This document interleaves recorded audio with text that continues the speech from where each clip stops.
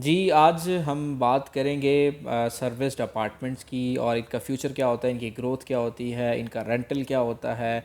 और बहुत सारे लोग यहाँ पे इसको कंसिडर करते हैं अपनी परमानेंट रेजिडेंस के तौर पे कि यह सही है गलत है, और इसको as a second home use किया जा सकता है नहीं किया जा सकता। सबसे इम्पॉर्टेंट चीज़ कि इसको किस तरह से लेके चला जा सकता है और इसका फ्यूचर क्या है, हम इस सारे के बारे में बात करेंगे। सबसे पहली चीज़ तो यह है कि सर्विस अपार्टमेंट्स होते हैं। सर्विस अपार्टमेंट्स इस तरह के अपार्टमेंट्स हैं, मैं आपको एग्जांपल देता हूँ, जिस तरह पीसी होटल है या वारी होटल है।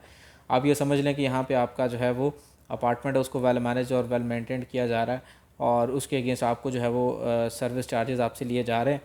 और आप जब भी आते हैं तो आपका हर चीज़ आपको वेल मेंटेन मिलती है, बट उसके अगेंस्ट आपके जो चार्जेस हैं वो बड़े हैवी हो जाते हैं, क्योंकि आपको बहुत सारे एक्स्ट्रा सर्विसेज मिल रही होती हैं। लेकिन हमारे यहाँ लाहौर में कॉन्सेप्ट ये है सर्विस अपार्टमेंट्स का कि यहाँ पे आपको फर्निश्ड यानी कि रेडी टू मूव अपार्टमेंट्स मिल जाते हैं, लेकिन उसके बाद जो है वो आपको उसके अलावा इसकी कुछ सर्विसेज जो है वो प्रॉपर नहीं दी जाती, जिसमें आपका जनरेटर बैकअप्स हैं या जिसमें आपके हैं। तो ये चीज़ का आपने ख्याल रखना है कि कहीं भी आप अपार्टमेंट ले रहे हैं तो क्या ये सर्विसेज आपको फ्यूचर में मिलेंगी, उसके डेवलपर की हिस्ट्री क्या है, क्रेडिबिलिटी क्या है।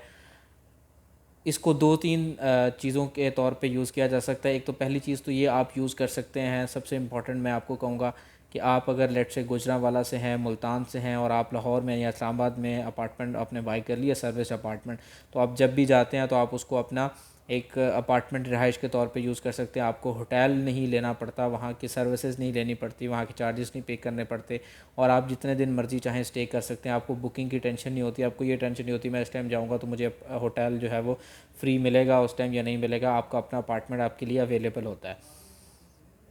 सेकंड चीज़ ये हो सकती है कि आप उसका रेंटल किस तरह से कर सकते हैं। उसमें रेंटल में दो ऑप्शंस होती हैं, या तो आप कुछ खुद मेंटेन कर लें, बहुत सारे लोग प्रॉपर्टी की फील्ड से नहीं होते, तो उसका सलूशन ये होता है कि आप प्रॉपर्टी मैनेजर हायर कर लें। बहुत सारे मार्केट में लोग मौजूद हैं जो कि एक्सपर्ट्स भी हैं, वो प्रॉपर्टी आपकी मैनेज करेंगे। मैनेज इस तरह से करेंगे कि जब आप आएंगे तो वो आपके लिए अवेलेबल होंगे, और आप वहाँ पे नहीं मौजूद होते तो आपको आपके वो रेंट आउट कर देंगे वीकली बेसिस पे, आवरली बेसिस पे, डेली बेसिस पे या मंथली बेसिस पे आपकी कंसिडरेशन के साथ।